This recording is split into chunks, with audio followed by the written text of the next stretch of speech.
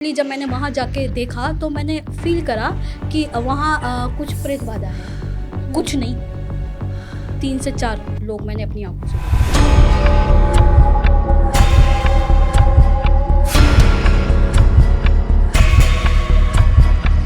जो सबसे ज्यादा इमोशनल लोग होते हैं वो कौन सी राशि वाले होते हैं? ये हमारी 2 राशियाँ ऐसी हैं कि इस राशि के लोग इंट्रोवर्ट होते हैं। ऐसी कौन सी राशियां होती हैं जिन्हें सबसे ज्यादा धोखे मिलते हैं? इसको खुद ही कनेक्ट करके देख लिए। कौन सी राशियां हैं जिनमें ज्यादातर एक्स्ट्रा मैरिटल अफेयर्स हो रहे हैं? 3 राशि ऐसी हैं कि जो एक्स्ट्रा मैरिटल अफेयर बनाती है। सबसे ज्यादा जो लॉयल पार्टनर होते हैं वो कौन सी राशियां बनाती है? लॉयल्टी वैसे बची नहीं है। ऐसी कौन सी राशि है मनी अट्रैक्ट करती है उस राशि? किस राशि का जो स्वभाव है वो कैसा होता है? कौन सी राशि है जो करोड़पति बनने के लिए पैदा होती है? जो बाय बॉर्न रिच राशियां हैं तो काली खैर करे। गर्लफ्रेंड बॉयफ्रेंड है, रिलेशनशिप में है या शादी के पहले वो फिजिकल रिलेशन बनाते हैं, तो क्या इसका भी असर जीवन पे होता है? इस सेक्स का मतलब एक एंजॉयमेंट नहीं है, आप नेगेटिव और अभी ट्रांसफर कर रहे हो भाई। ये 2 राशि ऐसी हैं, इसके जातक आपको बैठे बैठे घुमा देंगे। कौन सी ऐसी राशि होती है अनुराधा जी जिस पर भगवान की सबसे ज्यादा कृपा होती है? ब्लैक कलर जो है वो किस राशि पे सबसे ज्यादा शूट करता है? नहीं है, माँ काली का स्वरूप नहीं देखा? जबकि मैंने देखा कि मोदी जी ने गंगा स्नान किया तो उन्होंने ब्लैक कलर की टी शर्ट पहनी। हाँ। किसी के घर में वास्तु खराब नहीं है, सब कुछ वास्तु के हिसाब से अच्छा है। हाँ। लेकिन फिर भी उसके घर में कुछ ना कुछ समस्या चल रही है। मुझे इस वाले रूम में कोई महिला दिखाई देती है, तो मैंने कहा यहाँ महिला नहीं है, पूरा परिवार है। किसी के घर में नेगेटिव एनर्जी है, उसको महसूस हो रही है, कोई वो छोटा मोटा उपाय करे जिससे कुछ ठीक हो जाए।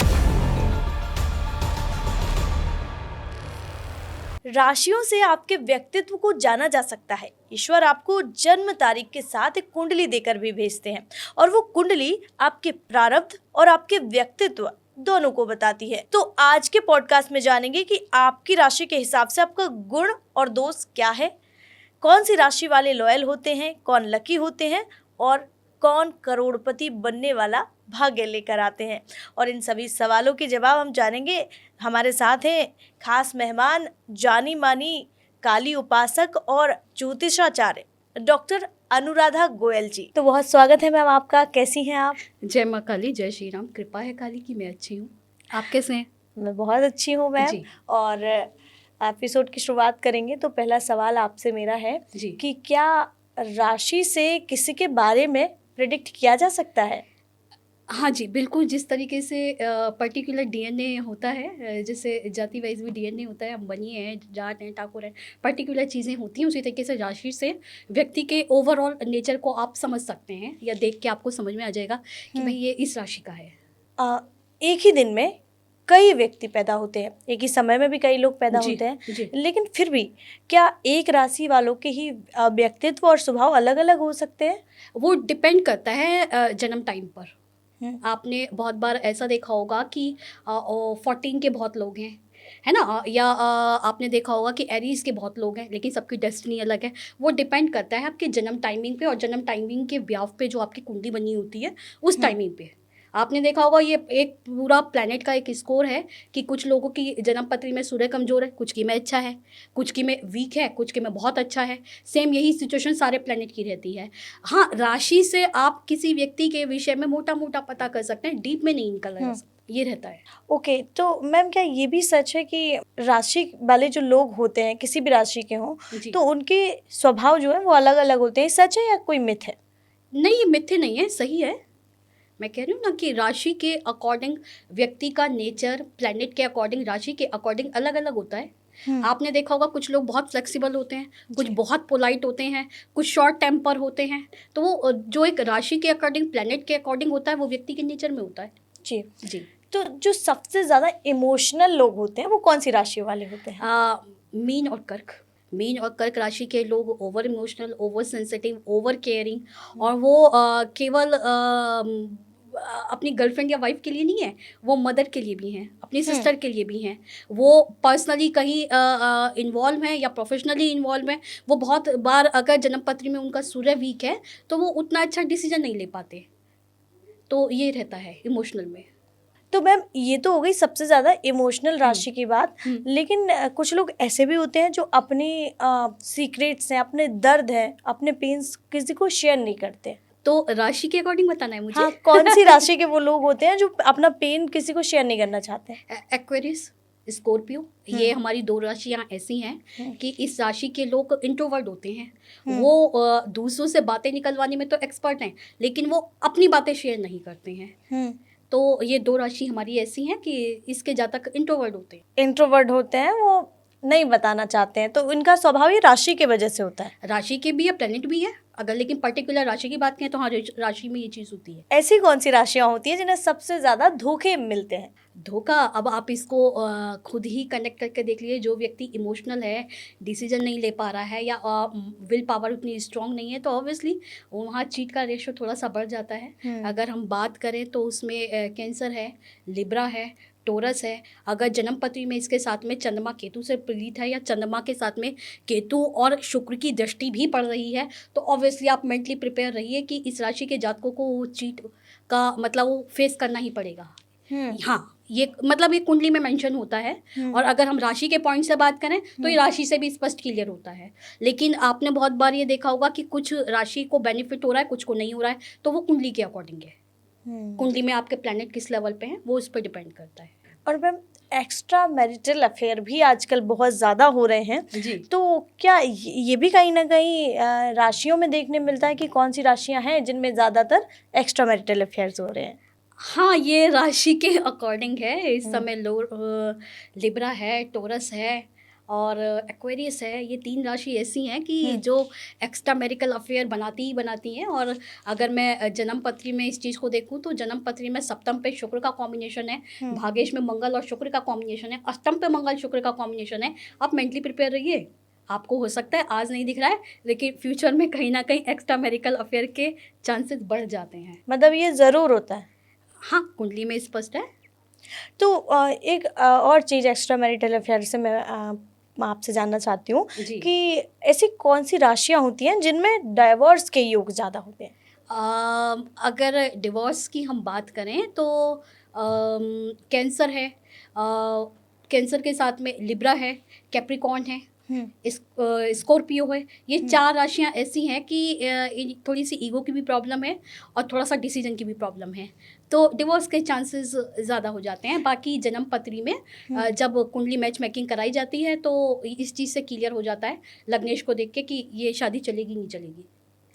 और मैम, लव मैरिज के बाद डिवोर्स के योग किन राशियों में होते हैं? लव मैरिज के बाद जो डिवोर्स बहुत ज़्यादा होता है वो एक आपका कैंसर में है, एक्वेरियस में है, स्कॉर्पियो में है और एक टोरस में है। इन 4 राशियों में ज़्यादा रहता है। और क्योंकि रिलेशन के लिए बैलेंस बनाना बहुत कंपलसरी है, थोड़ा सा दिक्कत है तो ही।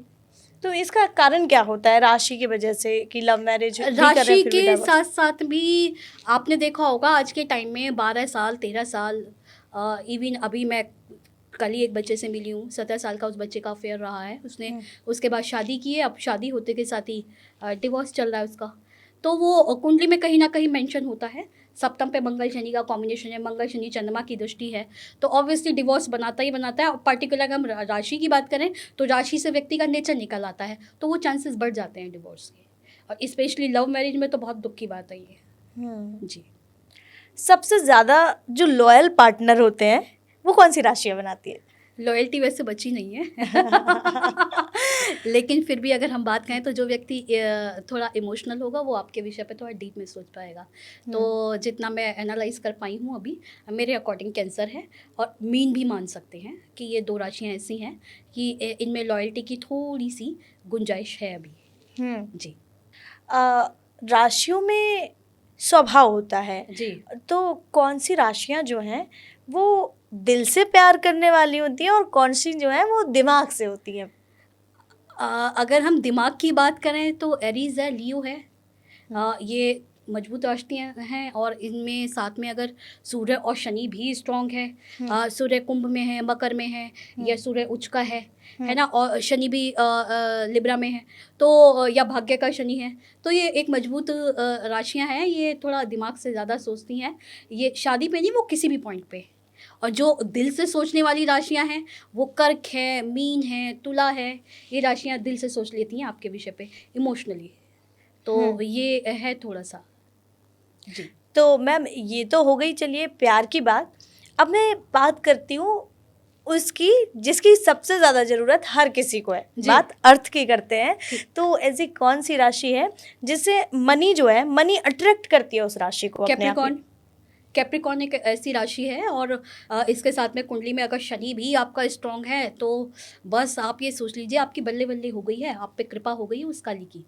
इस राशि के जातक अगर बेसिकली स्टार्टिंग से अगर हम देखें तो इनका भाग्य उदय तो 16-17 साल के बाद हो जाता है, लेकिन जो धन की गति खुल जाती है वो 17 वर्ष के बाद खुल जाती है। चाहे वो कहीं भी किसी भी पॉइंट पे अगर काम कर रहे हैं तो वो कहीं ना कहीं मेंटली तौर पे प्रिपेयर रहिए, चलेगा अगर शनि सन से ऊपर है। तो कैप्रिकॉर्न एक ऐसी राशि है जो मनी के पॉइंट पर बहुत स्ट्रॉन्ग है। उसके बाद अगर मैं किसी को मानती हूँ तो वो एरीज है। एरीज भी अच्छी है, वो धन खींचने में स्ट्रॉन्ग राशि है। इसके जो बच्चे होते हैं मतलब वो ऐसे बिजनेस जमा रखा है, काम कर रखा है बहुत अच्छे लेवल पे, बहुत शार्प। तो ये मनी के पॉइंट से 2 राशियाँ बहुत अच्छी हैं। हाँ चलिए ये तो हो गई कि हमने बात की है कि मनी इन राशि वाले लोगों को अट्रैक्ट करती है, लेकिन ऐसे कौन सी राशियां होती हैं जो जिनके अंदर क्षमता होती है अमीर बनने की? ज़्यादा अमीर कौन सी राशि के लोग बनते हैं? आप ये पूछना चाह रही हैं कि मेहनत करने के बाद किसको सफलता ज़्यादा मिल जाती है? जी। तो अगर हम बात करें तो जिस लेवल का डेडिकेशन, पेशेंस या एक फोकस्ड हमारी राशि है, और वो एक्वेरियस है, एरीज है, लियो है और कैप्रिकॉर्न। इन 4 राशि के जातक बहुत मेहनती होते हैं। इसके साथ साथ उनको फोकस क्लियर है, दुनिया इधर से उधर हो जाए उनका फोकस नहीं हटता। आपने देखा होगा कि उनका ब्रेकअप हो गया लेकिन उसके बाद भी वो अपने काम पर हैं। तो ये 4 राशियां अपने आप में बहुत मेहनती हैं, बहुत डेडिकेटेड हैं। बाकी इसके साथ में इन राशियों के जो स्वामी हैं वो कुंडली में कहाँ हैं वो भी डिपेंड करता है। अगर वो हमारे अच्छे पोजीशन पे हैं, अच्छे स्थान पे हैं, तो ऑब्वियसली आपको बेनिफिट आना ही आना है। तो ये हमारी एक स्ट्रॉन्ग राशि है जो अर्निंग के पॉइंट से भी, माइंड के पॉइंट से भी बहुत अच्छी राशियाँ हैं। राशि जो है वो सब कुछ डिसाइड करती है व्यक्ति के बारे में, जी, है ना मैम? हाँ। और 2026 के अभी कुछ महीने अब रह गए हैं, हाँ, आधा 5 मंथ है मिड, अराउंड। है ना? हाँ। तो मिड ये साल चल रहा है, तो जो बचे हुए महीने हैं 2026 के वो किन राशि वालों के लिए जो है वो भाग्यशाली है? अगर हम बात करें तो वो लिब्रा के लिए और कैप्रिकॉर्न, इन 2 राशियों का अभी टाइम ड्यूरेशन बेटर शुरू हुआ है। और लिटिल बिटिल अगर हम माने, अगर मैं इसको परसेंटेज में डिफाइन करूं तो हार्डली मेरे अकॉर्डिंग 62-63% है वो विर्गो है। तो ये हमारी 3 राशि ऐसी हैं जिनके लिए साल का उतार अच्छा रहेगा। जी। धन के पॉइंट से, कहीं उन्होंने इन्वेस्ट करा है उसके पॉइंट से, प्रॉपर्टी के पॉइंट से अच्छा ही है। बाकी मैंने पहले भी बोला है, ये राशि स्वामी पे भी डिपेंड करता है कि आपकी कुंडली में ये कहाँ है। अगर वो भी स्ट्रॉन्ग है तो मतलब अच्छा ही है फिर तो। जन्म से सभी की राशियां तय होती हैं मैम, जी लेकिन अगर किसी की राशि अच्छी नहीं है जी। तो क्या वो कुछ उपाय करके अपनी राशि को बदल सकता है या अपने भाग्य को बदल सकता है? भाग्य को बदला जा सकता है। भाग्य को बदलने के लिए आपको अच्छे कर्म करने पड़ेंगे। और जब इंसान कर्म करता है तो फिर राशि नहीं बदलती, ग्रह बदलते हैं। और जब आपके ग्रह ही बदल गए हैं और आपने ग्रहों को ही कंट्रोल कर लिया है, जो कि बहुत टिपिकल है, लेकिन ईश्वर के लिए कुछ भी असंभव नहीं है। हमने बात पैसे की भी कर ली है और रिश्तों की भी कर ली है, लेकिन मैं आपसे ये जानना चाहती हूँ कि किस राशि का जो स्वभाव है वो कैसा होता है? मेष, स्ट्रॉन्ग पर्सनैलिटी, वृषभ, स्मार्ट, मिथुन, शार्प, कर्क, इमोशनल, सिंह, पैनिक, कन्या, सॉफ्ट, तुला, वेरी इमोशनल, वृश्चिक, इंट्रोवर्ट, धनु, इंट्रोवर्ट, मकर, वेरी शार्प, कुंभ, वेरी स्मार्ट, मीन। इमोशनल। ये राशियों के स्वभाव हैं। जी। अगर ये राशि वाले लोग हैं तो उनके इस तरह से स्वभाव होते जी हैं। जी जी। तो मैम एक सवाल कि कौन सी राशि है जो करोड़पति बनने के लिए पैदा होती है?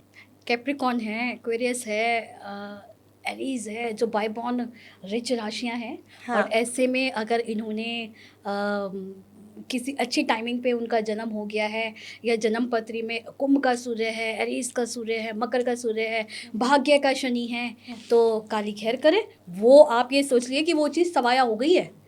हाँ, कि वो राशियां पैदा ही करोड़पति बनने के लिए। यस, कि अगर वो स्टार्टिंग में टाइम ड्यूरेशन उतना अच्छा नहीं है तो वो अपने एफर्ट से, अपनी मेहनत से वो हो ही जाएंगी, वो मतलब डेवलप कर ही जाएंगी।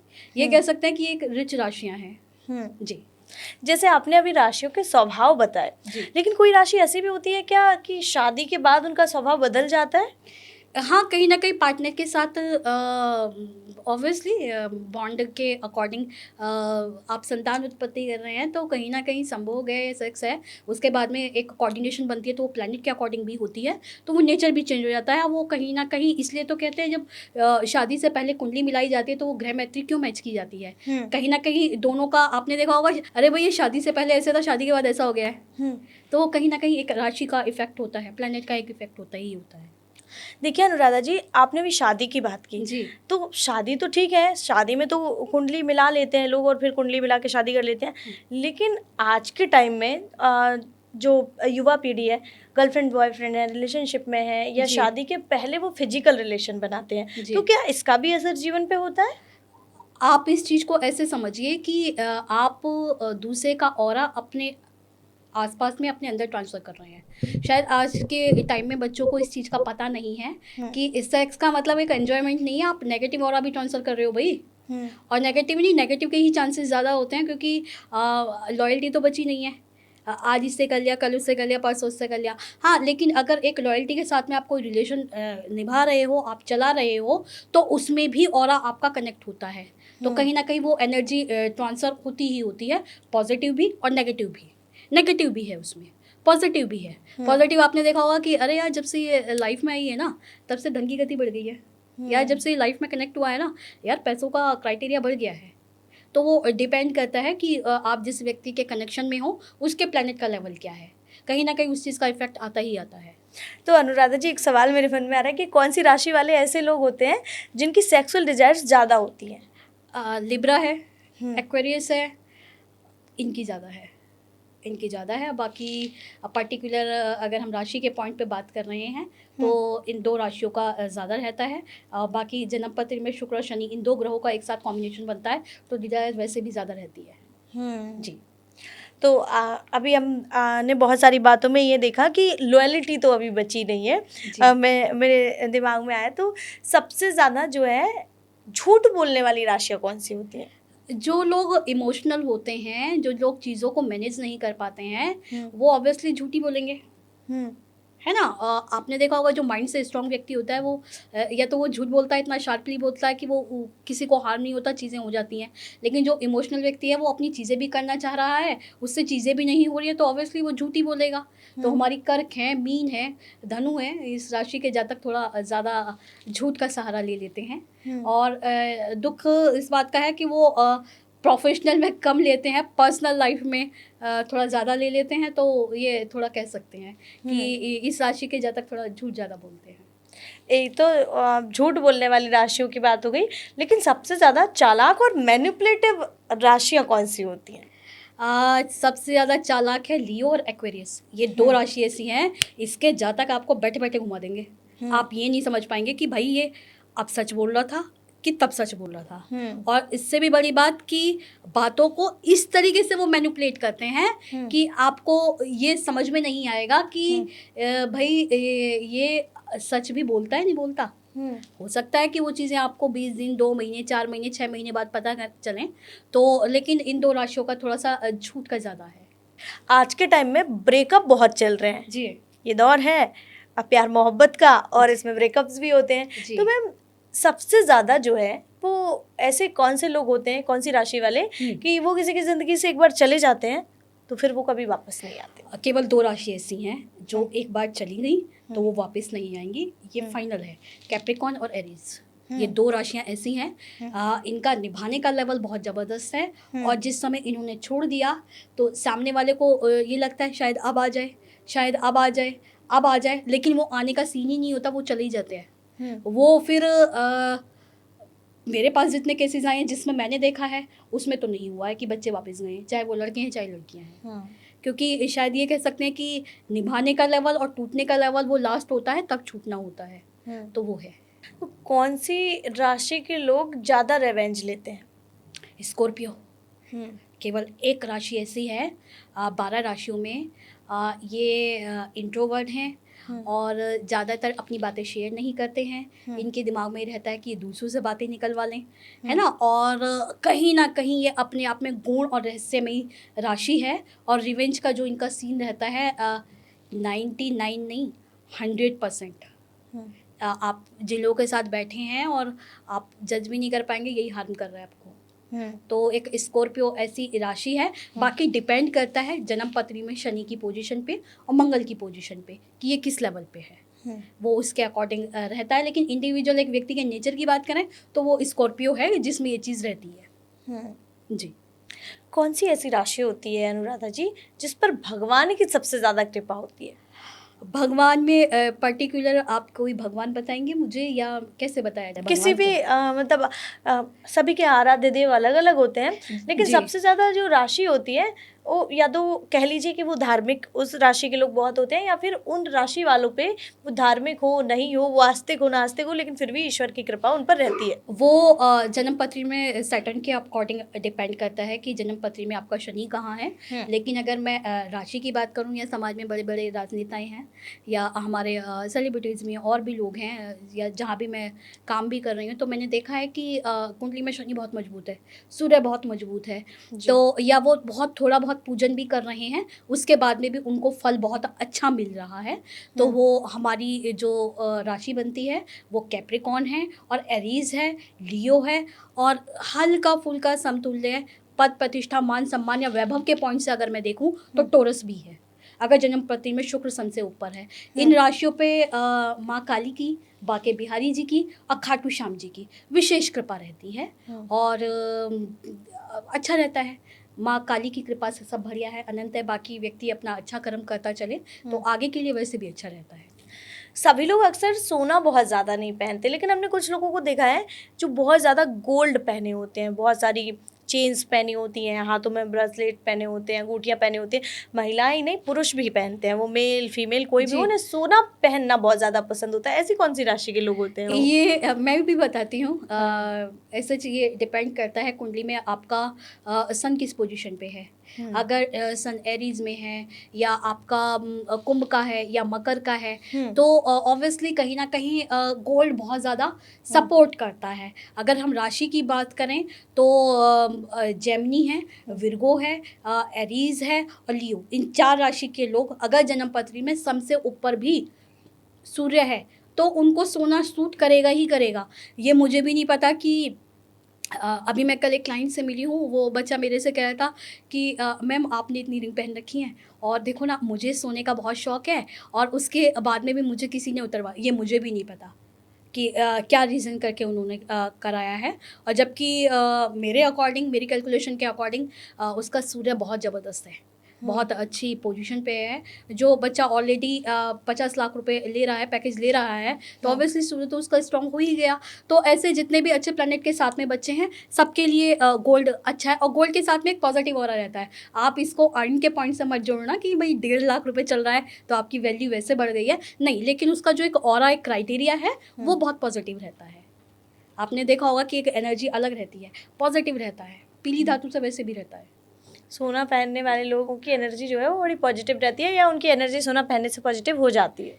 हाँ, दोनों ही। जिनकी पहले से अच्छी है उनकी और अच्छी हो जाएगी, जिनकी अच्छी कम है उनकी अच्छी हो जाएगी। ये एक सोने का अपना एक क्राइटेरिया है। जी। ज़्यादातर लोगों को ब्लैक कलर पसंद होता है, तो ब्लैक कलर जो है वो किस राशि पे सबसे ज़्यादा शूट करता है? ब्लैक कलर की अगर हम बात करें तो वो कैप्रिकॉर्न है, एक्वेरियस है, या लिब्रा है, टोरस है। ये राशि के जातक जिनका शनि भी मजबूत है और जिनका शुक्र भी मजबूत है। जैसा कि आप भी जानते हैं कि शुक्र के क्राइटेरिया में राशि, ठाट बाट, वैभव, पद प्रतिष्ठा, ये सब चीज़ें आती हैं। बड़े बड़े वाहन, प्रॉपर्टी, ये सब हमारा वीनस ही है। और अगर हम कलर की बात करें तो इस कलर के जितने भी हमारे राशि के जितने भी जातक हैं, वो ब्लैक कलर का ने पहने तो ऑब्वियसली उनको सपोर्ट मिलना ही मिलना। मैं भी पहनती हूँ। हाँ, ऑब्वियसली सपोर्ट मिला। मुझे किसी शुभ कार्य में जाना होता है तो मैं अभी पहनती हूँ। मुझे अभी धामी जी से अवार्ड मिला है तो मैंने ब्लैक कलर की साड़ी पहन रखी थी। तो कहीं ना कहीं ये चीज़ एक पॉजिटिव रहती है। लेकिन हमारी समाज में ना एक मिथ भी है जी कि ब्लैक कलर जो है वो पूजा पाठ में नहीं पहनना चाहिए। कुछ लोग ऐसा मानते हैं, तो इसका क्या रीज़न है? ये मुझे नहीं पता।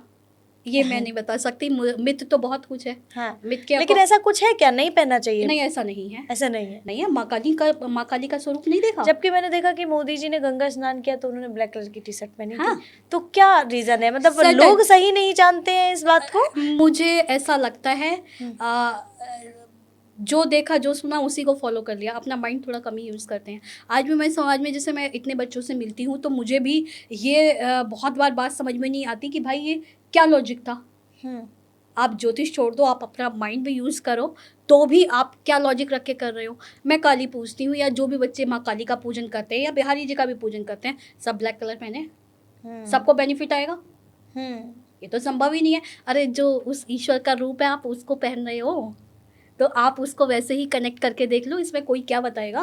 ये तो आप खुद ही सोचो ना, काली का जो स्वरूप है, बिहारी जी का जो स्वरूप है, या जो हमारे काली कुल की जितनी भी देवियाँ हुई हैं, या जो हमारे देवता हैं, सबका आपने देखा होगा जो एक तंत्र वाला रूप है, वो सब ब्लैक है ना। तो ब्लैक को तो मुझे नहीं समझ में आया क्या लॉजिक रख के लगाया। वैसे मैंने भी अपनी दादी नानी से ये सुना था कि ब्लैक और वाइट शुभ नहीं होता, पहनो मत, पर मेरा ऐसा नहीं है।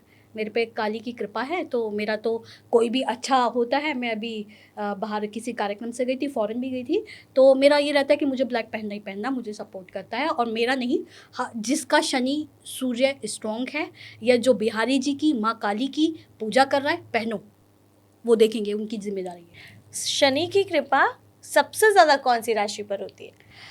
उनकी जो खुद की अपनी राशियां हैं, बट वो डिपेंड करता है, जैसा मैंने पहले भी कहा कि मेरे से पॉडकास्ट सुनने के बाद, देखने के बाद मुझसे कुछ लोगों ने कांटेक्ट किया, तो उनका ये था, आपने राशि के अकॉर्डिंग तो बता दिया, लेकिन हमें तो एस्ट्रोलॉजर ने मना कर रखा है। तो मैं ये चीज़ यहाँ फिर भी क्लियर कर रही हूँ कि राशि के साथ साथ स्वामी का स्ट्रॉन्ग होना बहुत ज़रूरी है ना। तो जैसे कैप्रिकॉन है, एक्वेरियस है, ये शनि की अपनी राशियां हैं, और इनमें अगर शनि स्ट्रॉन्ग है तो आपको कृपा उनकी ज़्यादा मिल जाएगी। जैसे शनि महाराज के लिए कहा जाता है, वो एक न्यायप्रिय देवता हैं। दुनिया इधर से उधर हो जाए, उन्होंने जो एक डिसीजन कर दिया आपके प्लेनेट के अकॉर्डिंग, वो कोई चेंज नहीं कर सकता।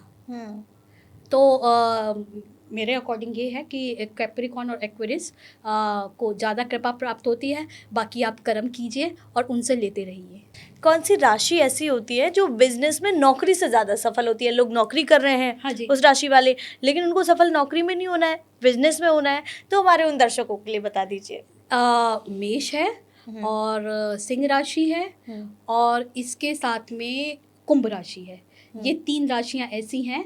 इस राशि के जहाँ तक मजबूरीवश हो सकता है कि भाई नौकरी कर लें। इवन कितने मेरे ऐसे क्लाइंट हैं जो प्रशासनिक अधिकारी लेवल पे रहे हैं, और उन्होंने नौकरी छोड़ के बिजनेस किया है, और ईश्वर की कृपा से वो उस बिजनेस में भी बहुत सफल हैं। तो कहीं ना कहीं वो राशि के जो अपने एक स्वामी होते हैं, उनका एक प्रभाव होता है जो व्यक्ति के नेचर में होता है। और मेरा सभी से ये कहना है, मैं पहले भी ये बात कह चुकी हूँ, गोल क्लियर रखिए, फोकस क्लियर रखिए, और इन सबसे भी ज़्यादा कोशिश कीजिए, चीट मत कीजिए। अगर आप किसी को चीट कर रहे हैं तो आप अपने प्लेनेट खराब कर रहे हैं। उसके बाद कोई जोशी काम नहीं आएगा, कोई भगवान की पूजा काम नहीं आएगी।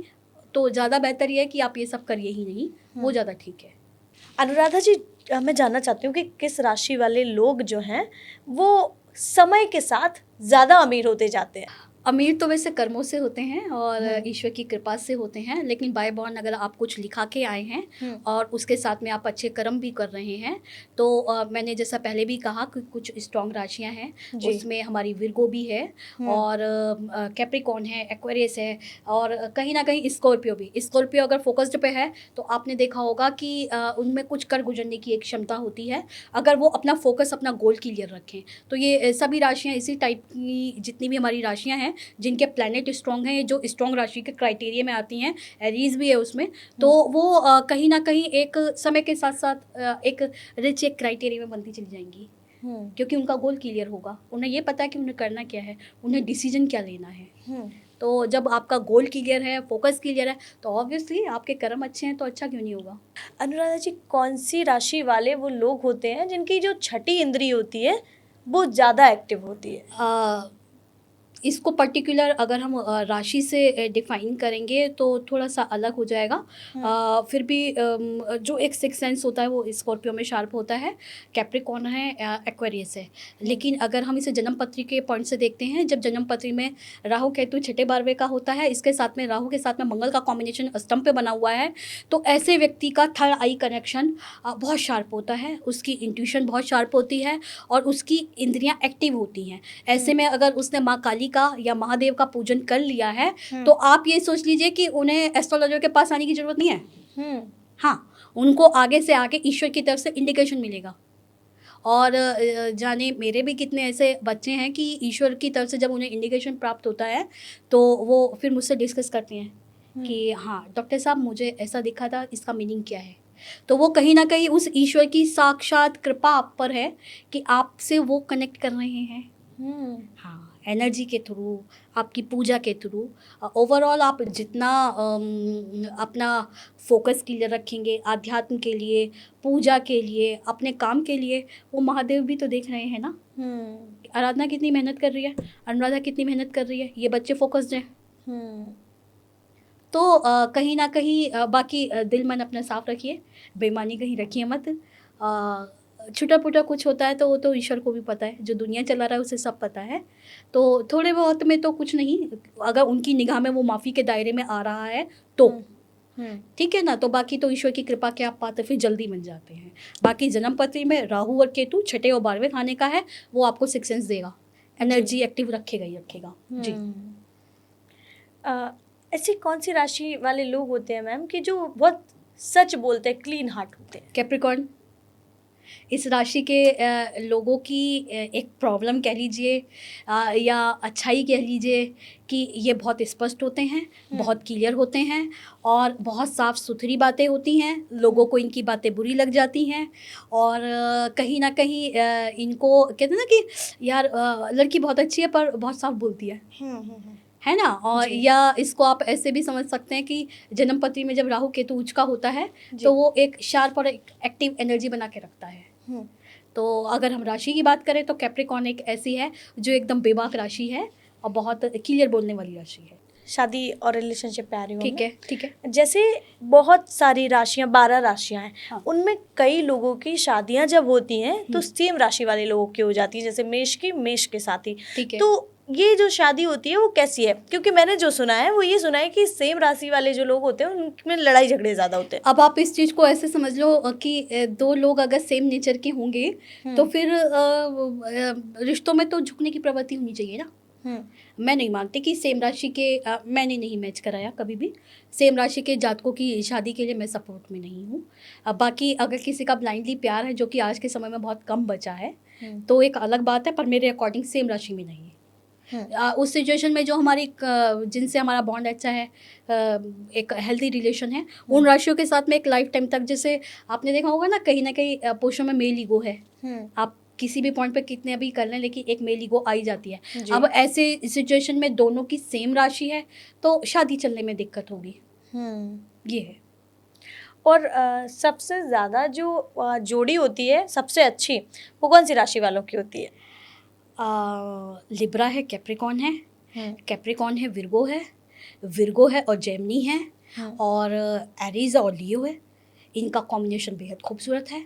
इस राशि के जितने भी जातक हैं, चाहे वो अफेयर में है चाहे बिजनेस के पॉइंट पे हैं, बढ़िया रहता है, बहुत अच्छा रहता है। कौन सी राशि वालों को सबसे ज़्यादा सावधान रहना चाहिए किस राशि से कि वो रिलेशनशिप में आए ही नहीं, शादी करे ही नहीं?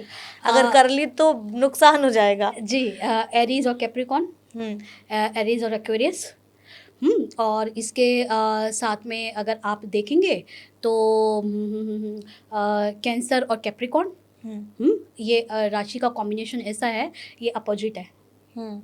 तो इनमें वैचारिक मतभेद ज़्यादा हो जाता है, या जन्म पत्री में ऐसी सिचुएशन में आपका चंद्रमा भी पीड़ित है केतु से, या आपका चंद्रमा शुक्र से पीड़ित है, तो वो एक कॉम्बिनेशन, एक हेल्दी कॉम्बिनेशन नहीं बन पाता। वो एक लड़ाई झगड़े की एक गति और युति बनी रहती है।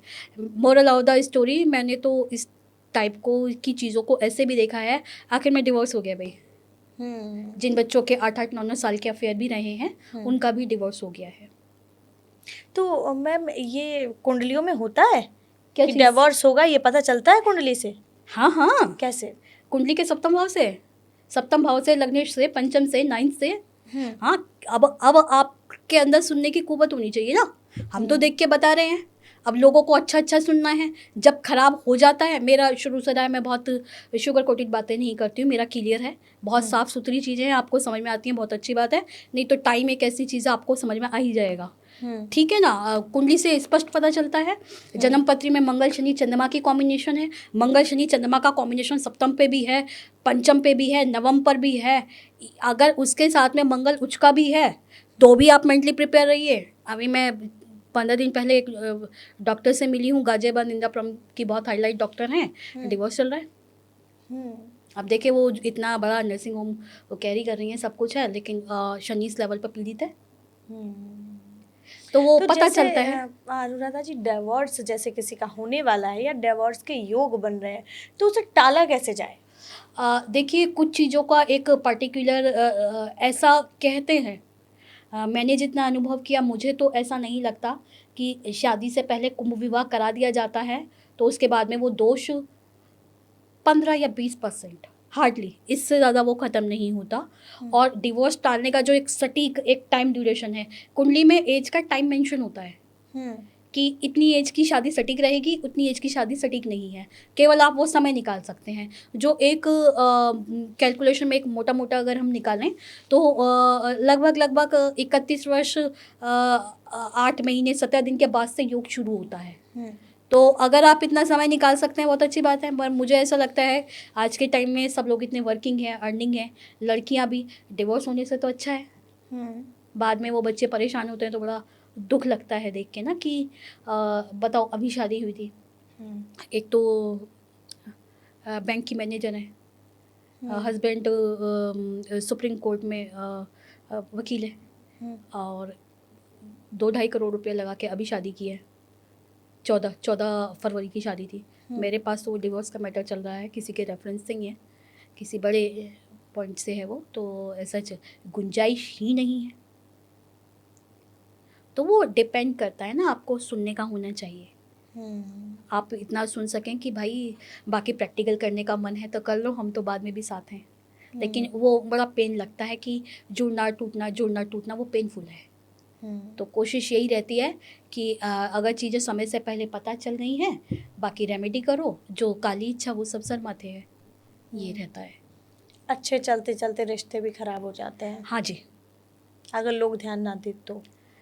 अब आप ये देखिए ना, 14 साल किसी के साथ जीवन बिताना, आपने अपने जीवन का इतना लंबा समय दे दिया है, आप 13-14 साल की एज से उस बच्चे के आप साथ में हैं, और जब शादी के बाद ऐसा क्या हो गया भाई? ऑब्वियसली आप 14 साल के अफेयर में रहे हैं तो आप इंटीमेट तो हुए होंगे, लेकिन जब तक भी ठीक था, फेरे लगते ही ख़राब हो गया। तो वो कुंडली में कॉम्बिनेशन मेंशन होता है ना, कि भाई दिक्कत आएगी, दिक्कत आएगी। वो फिर शादी 4 दिन भी नहीं चलती। कितने केसेस में ऐसा भी होता है कि जब तक तो ठीक था, पता नहीं अब क्या हो गया है, तब भी ठीक था, पता नहीं क्या हो गया है। तो वो थोड़ा सा है, वो कुंडली में भी आता है। और अनुराधा जी, लव मैरिज वाली राशियाँ कौन सी होती हैं कि भाई ये राशि वाला जो है इसकी तो लव मैरिज होनी ही होनी है? अगर हम पर्टिकुलर लव मैरिज की बात करें तो उसमें लिब्रा है, टोरस है, विर्गो है, और एक्वेरियस है। ये 4 राशि के जातक ऐसे हैं, ये लड़ जाएंगे, भिड़ जाएंगे, अड़ जाएंगे, पर इन्हें लव मैरिज ही करनी होती है। एक टाइम तक वेट भी करते हैं, पर इनका पूरा ये रहता है कि इनको लव मैरिज ही करनी है, और अफेयर चलाते भी हैं और निभाते भी हैं। जो फोकस्ड होते हैं, जिनको ये पता होता है कि हमें शादी चलानी है, मौज मस्ती की बात अलग है, लेकिन जो फोकस्ड होते हैं। मैम, ऐसा भी होता है किसी के घर में वास्तु खराब नहीं है, सब कुछ वास्तु के हिसाब से अच्छा है, हाँ। लेकिन फिर भी उसके घर में कुछ ना कुछ समस्या चल रही है, जैसे बच्चों में झगड़े हो रहे हैं, जी। जैसे शादियां नहीं हो रही हैं। कहते हैं कि वास्तु खराब हो तो ये दिक्कतें आती है, लेकिन अगर वास्तु भी ठीक है तो फिर इन समस्याओं का क्या कारण है? ये डिपेंड करता है कि घर पे जाने के बाद में क्या एनर्जी की प्रॉब्लम है। एनर्जी को आप इसको प्रेत बाधा से मान सकते हैं, या ब्लैक मैजिक से, या तंत्र मंत्र से। अभी मैं परसों वास्तु करके आई हूँ गाजियाबाद शास्त्री नगर में, और इससे जाती आती रहती हूँ, तो फिलहाल मैं आपको हाल फिलहाल की ही बता रही हूँ। बहुत शानदार कोठी है, होगी 500-700 गज में, बहुत बेहद खूबसूरत कोठी बनी हुई है, लेकिन उस कोठी में कोई टिक नहीं पा रहा है। 3 महीने से ज़्यादा, है ना। उनके खुद के 2 बच्चे थे, एक बच्चा एक्सीडेंट में उनका ख़त्म हो गया, फिर उनको फिर किसी और ने सजेस्ट किया, तो फिर दूसरे बच्चे का उन्होंने स्थान परिवर्तन करा दिया, वो फ़ौरन शिफ्ट हो गया है। अब घर में जो लोग बचे हैं उनको भी दिक्कत है। जब मैंने वहाँ जाके उस चीज़ को सर्च किया तो मोटा-मोटा बड़े आराम से हमें पता चल जाता है कि घर में कौन-सी एनर्जी है। जैसे हम बात कर रहे हैं तो पॉजिटिव क्या है, नेगेटिव क्या है। तो एग्जैक्टली जब मैंने वहाँ जाके देखा तो मैंने फील करा कि वहाँ कुछ प्रेत बाधा है।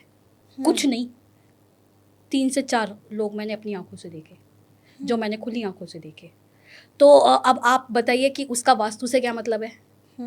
ये चीज़ बिल्कुल अलग है, वो चीज़ बिल्कुल अलग है। मुझे वास्तु का भी एक चीज़ समझ में नहीं आई है। वास्तु के जो एक कैलकुलेशन है, आपने पश्चिम दिशा में, उत्तर दिशा में आप गए, आपने जाके कर दिया। अब मुझे ये पता है कि इसके प्लैनेट वीक है, मेरा तो शनि बहुत स्ट्रॉन्ग है। मुझे तो 7.5 में राजधानी अवार्ड मिला है, मुझे तो 7.5 में मुख्यमंत्री से अवार्ड मिला है। आप समझ रहे हैं। तो इसी तरीके से जब हम प्लैनेट की, ग्रहों की और गति की और युति की हम बात कर रहे हैं, तो आप इसको वास्तु को भी मुझे नहीं पता कि किस तरीके से वो लोग कर देते हैं।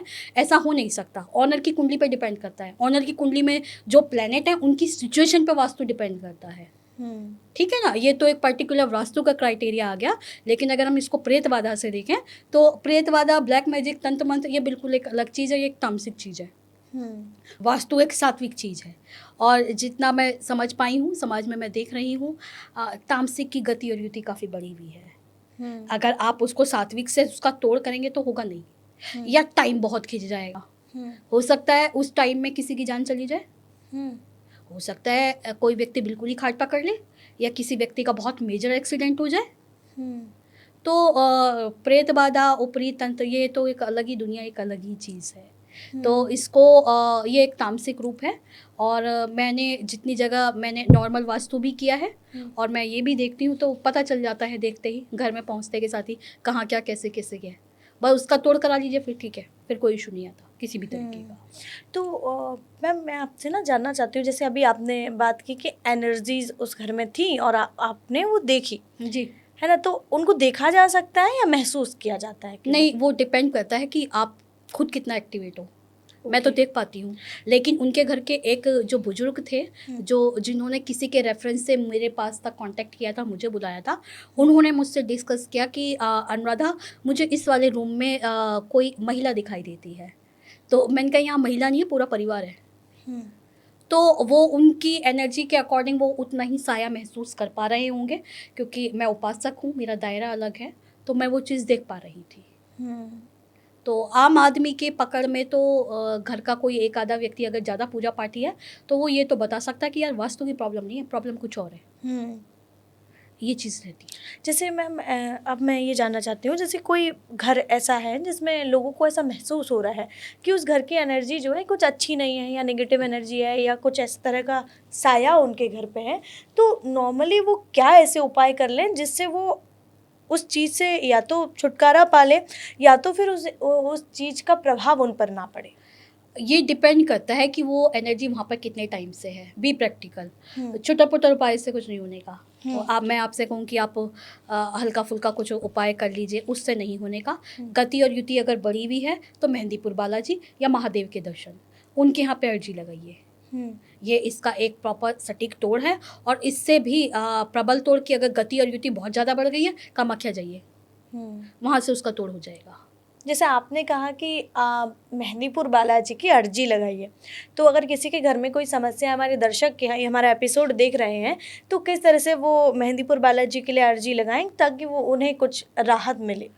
मेहंदीपुर बालाजी के लिए जैसे कि युग अलग है, माँ काली, बिहारी जी और बालाजी सरकार जागृत हैं जी। और आपके थोड़े से करने पे ही बहुत सवाया फल मिलता है।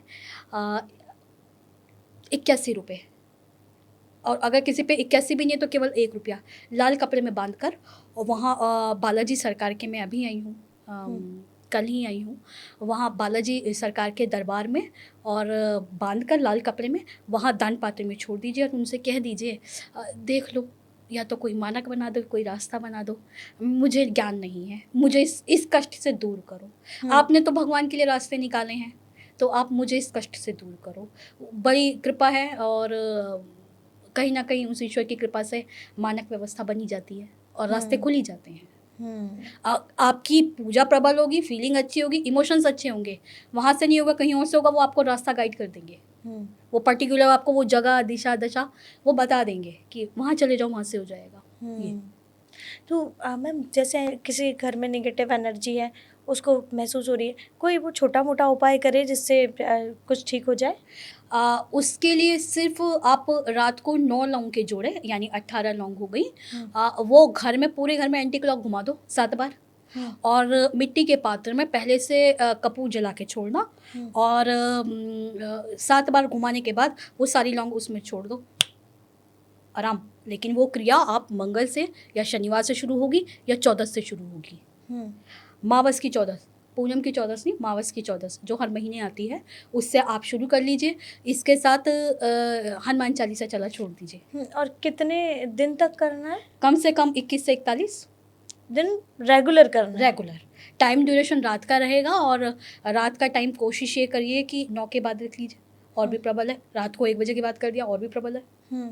उस समय पॉजिटिव और नेगेटिव दोनों एनर्जी एक्टिव रहती हैं। आप करेंगे तो क्यों नहीं होगा। मतलब वो दिखता है, लेकिन ये बहुत गति और युति बहुत बड़ी है, उस पर नहीं है, लेकिन ये काम करता है ना। और गति और युति आपके यहाँ की बड़ी भी है, वो इंडिकेट करेंगी, वो रास्ता दिखाएंगी। और इन सब से अलग किसी भी व्यक्ति को बहुत ज़्यादा दिक्कत आ रही है, उसको कोई रास्ता समझ में नहीं आ रहा है, दुर्गा सप्तशती का पाठ करो। दुर्गा सप्तशती के 13 अध्याय आप उसका पाठ करो, बस अनंत है, कृपा है उस काली की, वो चलेगा ही चलेगा। किसी के घर में बच्चे बहुत बीमार अगर रहते हैं मैम जी, तो वो क्या उपाय करें? पितृदोष, ये एक प्रबल तरीके से पितृदोष है। इसका मेन और बिल्कुल सटीक आपको मैं बताऊं तो पितरों को स्थान दीजिए घर से बाहर किसी भी मंदिर में जगह खरीद लीजिए, या आप अपने के लोगों के यहाँ जो फार्मर फैमिली से हैं, वो अपने खेतों में उन्होंने स्थान दे रखा है। रेगुलर होली, दिवाली, हर महीने की मावस पे जाइए, उन्हें खुश कीजिए, ख़त्म। पितृ भगवान का ही तो स्वरूप होते हैं। एक तरीके से भगवान ने अपना ही स्वरूप बना के तो भेज रखा है, हो नहीं सकता। आप इस चीज़ को ऐसे समझिए कि आपने यहाँ बाबा जी को, मेहंदीपुर सरकार को, अगर आपने यहाँ चोला चढ़ा दिया है और वो उन तक पहुँच गया है, उसकी एनर्जी आप तक आ गई है, सेम वही प्रोसेस है। अगर आपने अपने पितरों को जरा सा भी कुछ अच्छा कर दिया है, चाहे पैरावनी है, चाहे किसी भी तरीके की वाइट चीज़ का आपने दान कर दिया है, सब सवाया है, कष्ट ऐसे ख़त्म। जिन के परिवारों में दवाइयाँ नहीं लग रही हैं, बच्चों को दवाइयाँ लगने लगती हैं, आराम आ जाता है, लेकिन वो करना पड़ेगा, उस लेवल तक आपको जाना पड़ेगा, करना पड़ेगा। जी। किसी के घर में शादियां नहीं हो रही हैं बच्चों की, जी, क्या उपाय करें?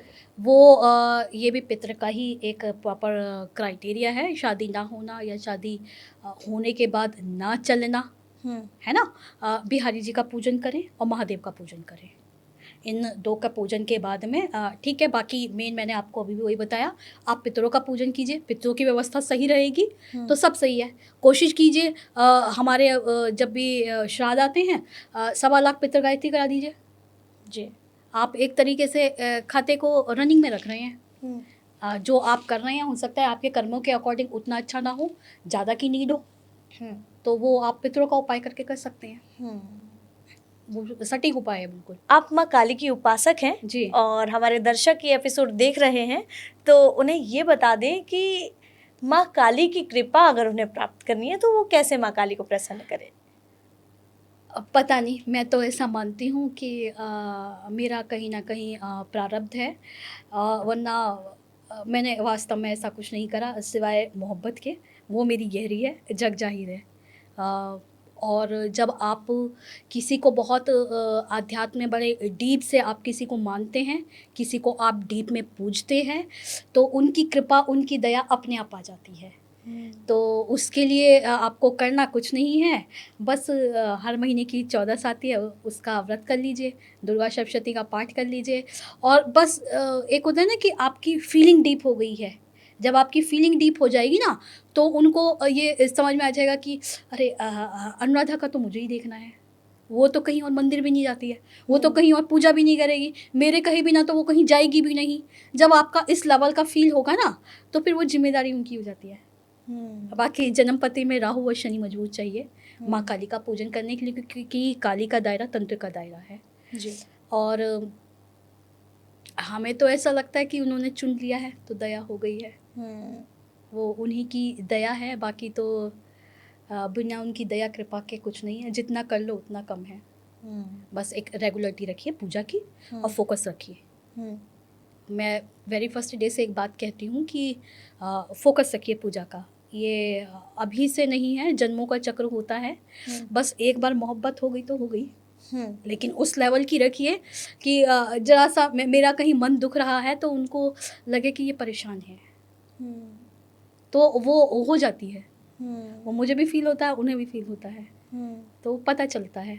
जब आपके आसपास में पॉजिटिव ऑरा आने लगेगा ना, तो आप खुद समझ जाओ आप कृपा में आ गए हो। अनुराधा जी, आपने कहा कि आप पॉजिटिव ऑरा में आ जाते हैं। जी हाँ, तो क्या है ये ऑरा?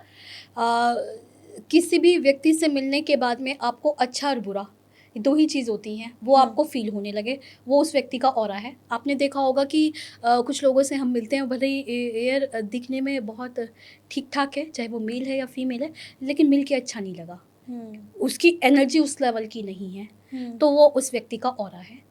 और हमेशा ये नहीं होता कि पूजा पाठ करने वाले व्यक्ति का ऑरा अच्छा हो, हमेशा ऐसा नहीं होता। आप जितने इंटरनल प्योर हो, आप जितने अच्छे हो, आप अपना उतना ऑरा स्ट्रॉन्ग कर रहे हो। और उसका दायरा हमेशा पूजा से भी नहीं है, उसका आपका दायरा आपकी प्योरिटी से है। वो आपके चेहरे पे दिखेगा, आपके आंखों में दिखेगा, आपकी बातचीत में दिखेगा। मिलने के बाद व्यक्ति ये कहेगा कि यार बात करके बहुत अच्छा लगा, ऑरा बहुत स्ट्रॉन्ग है। हाँ, ऐसा होता है कि अरे यार इसका ऑरा बहुत स्ट्रॉन्ग है, बात करके बहुत अच्छा लगा, फीलिंग बहुत अच्छी है, एनर्जी बहुत पॉजिटिव है, ये ऑरा है। और इसको आपको एक लॉन्ग टाइम तक मेंटेन रखना है तो अपना पूजा पाठ दान पुण्य बना के रखिए। माँ नेगेटिव एनर्जी ट्रांसफर ही नहीं होने देगी। हम इतनी जगह जाते हैं, पूजा पाठ का काम कर रहे हैं, एनर्जी कनेक्ट कर रहे हैं, देख रहे हैं, ऐसे आउट पता चल जाता ना कि देवी का भक्त है, तो वो माँ पीछे से पीछे पीछे कर देगी। लेकिन उस सिचुएशन में आपकी पूजा होनी चाहिए, आपका दान पुण्य होना चाहिए, ईश्वर को ध्यान रहे, ये हो रहा है। जी। किसी के घर पे अगर जादू टोना किया है किसी ने, जी। तो कैसे वो पता लगाए कि है? क्योंकि कई लोग जो हैं कि उसमें बिलीव नहीं करते या वो जानते नहीं हैं, लेकिन क्या उसके जो साइंस होते हैं जिससे वो पता लगा सके कि हमारे घर में जो है किसी ने जादू टोना तंत्र मंत्र किया है? किसी भी चीज़ को देखने के लिए जादू टोना या तंत्र मंत्र या ये कह सकते हैं कोई प्रेत बाधा है, तो उस घर में वो सिम्टम महसूस होने लगते हैं, उस व्यक्ति पर भी और वहाँ की एनर्जी पर भी। अगर पर्टिकुलर हम किसी व्यक्ति की बात करें तो वहाँ पर आप ये महसूस करेंगे अंधेरा अच्छा लगने लगा है, डर लगने लगा है, हर समय एक साया महसूस होता है। जन्मपत्री के अकॉर्डिंग काम सही चलना चाहिए लेकिन काम बंद है। हम इस चीज़ को जन्मपति से कैलकुलेट कर लेंगे ना कि भाई शुक्र की महादशा चली है, शनि की महादशा चली है, दोनों प्लैनेट उठ गए हैं, उसके बाद में भी काम बंद है। तो इट मीन्स ये एक तंत्र क्रिया का दायरा है और उस सिचुएशन में सबसे ज़्यादा व्यक्ति को डर बहुत ज़्यादा लगता है। अगर मेल है तो मेल है, मैं फिर कह रही हूँ, मेल है तो लेफ्ट कान से वॉइस आएगी रात को 1:30 बजे, 2 बजे, 2:30 बजे, एक नेगेटिव वॉइस होगी। फीमेल है तो राइट कान से एक वॉइस आएगी, आपको पता चलेगा कि रात को कान में आके कोई कह रहा है मार दूंगा, या आप पहाड़ी से गिर रहे हो, या धम से कोई आवाज़ आई है। ये सिम्टम है, ये प्रेतबाधा के स्पष्ट सिम्टम है जो कि डॉक्टरी रिपोर्ट में भी नहीं आते हैं और लोग बीमार हैं। लोगों को बहुत अच्छे लेवल की प्रॉब्लम है और लेकिन ये रिपोर्टों में नहीं आ रहा है, ये एक दिक्कत का विषय है। ये तंत्र मंत्र का दायरा है। किसी के घर पे बुरी नज़र अगर लगी हुई है तो क्या वो उपाय करें? नारियल उतार दीजिए, एक सूखा नारियल लाल कपड़े में लेके उस पर 7 बार कलावा बांध के और 7 गांठ लगानी है और पूरे मकान में मेन गेट से उतार दीजिए, जो बाहर का मेन गेट है वहाँ से 7 चक्कर एंटी क्लॉक उतार देना और वो किसी भी शमशान पे छोड़ दो या किसी भी चौराहे पे छोड़ दो या कोई भी ऐसा चौराहा जो बहुत ज़्यादा रनिंग में हो। बस मंगल शनि मंगल शनि मंगल शनि। कितने बार करना? हार्डली 5, इफेक्ट 3 के बाद आने लगता है। और संकल्प लेके कर रहे हैं तो आपको 1 के बाद ही आएगा। किसी भी तरह की बुरी नज़र होगी उतर जाएगी, ख़त्म। अब मुझे शायद ऐसा लगता है कि सामने वाले को भी पता चल गया कि भाई उधर किया था, हो गया वापस। आपको तो चलेगा ही चलेगा कि भाई ख़त्म हो चुका है सारा। तो ये बहुत बहुत सटीक उपाय हैं, उपाय बहुत हैं। बस मेरा कहना यही है, फोकस लगा के रखिए। हमसे पूछा माँ काली की पूजा कर ली, कहीं और गए बिहारी जी की कर ली, किसी और ने बता दिया राधा रानी की कर ली, किसी और ने कह दिया बालाजी। अरे नहीं नहीं, ऐसे नहीं होता। मैं कह रही हूँ जन्म पत्री की बात मत करो, बस एक को फोकस रख लो, उनको भी ध्यान रहेगा कि इसका मेरे सिवा कोई नहीं है भाई। अगर आप इस लेवल का फोकस रखेंगे, कैसे नहीं होगा, अब बुलाओ, अब बुला दूँ काली को, ऐसा नहीं हो सकता। लेकिन वो आपको करना पड़ेगा, गोल क्लियर करना पड़ेगा। बस फिर तो अनंत है उस देवी की कृपा। तो अंत में अब हम कुछ सवाल लेंगे छोटे छोटे और करेंगे rapid fire. Okay. Most positive राशि? कैप्रिकॉर्न। मोस्ट नेगेटिव राशि? कैंसर। मोस्ट लकी राशि? लिब्रा। मोस्ट रोमांटिक राशि? लिब्रा और टॉरस। मोस्ट डेंजरस राशि? Scorpio. Most intelligent? Capricorn, Aquarius, Aries. Most honest? Capricorn. Most attractive male? Male में है taurus और Libra, बहुत सेक्स अपील होती है। फीमेल? फीमेल में भी सेम रहता है। फीमेल में कैप्रिकॉर्न भी है जो एक अट्रैक्टिव राशि है। सबसे ज़्यादा गुस्सैल? स्कॉर्पियो। सबसे ज़्यादा शांत? कैंसर है। मेहनती? एक्वेरियस। आलसी? कैंसर है। ज़्यादा ओवर थिंकिंग? ओवर थिंकिंग की अगर हम बात करें तो वो लिब्रा में है। इमोशनल? इमोशनल अगर हम बात करें तो विर्गो और जेमिनी। सबसे ज़्यादा सेल्फिश? एक्वेरियस। केयरिंग? केयरिंग की अगर हम बात करें तो कैप्रिकॉर्न है, लिब्रा है, एरीज भी है। सक्सेसफुल? सक्सेसफुल लियो और एरीज। सबसे ज़्यादा पैसा बचाने वाली राशि? कंजूस। हाँ, कंजूस। कैप्रिकॉर्न। और सबसे ज़्यादा खर्च करने वाली? जो खर्चीली राशि है वो कैंसर है। इमोशनल होते हैं, भावुक होते हैं। तो आज के एपिसोड में हमने बात की राशियों पर और राशियों के स्वभाव पर। आपको ये एपिसोड कैसा लगा? अनुराधा जी ने हमें बहुत सारे उपाय भी बताए हैं। अगर आपके घर पर नज़र लगी है तो आप ये उपाय कर लें, आपको राहत ज़रूर मिलेगी और आपको असर हुआ है इन उपायों से तो हमें कमेंट करके ज़रूर बताइए। और आपको ये एपिसोड कैसा लगा हमें कमेंट ज़रूर कीजिए। अगर एपिसोड अच्छा लगा हो तो अपनों के साथ शेयर कीजिए। और बहुत शुक्रिया मैम आपका हमारे साथ बातचीत करने के लिए और द डिवाइन आराधना के दर्शकों को एक छोटे छोटे और आसान से उपाय देने के लिए। Thank you so much. Thank you.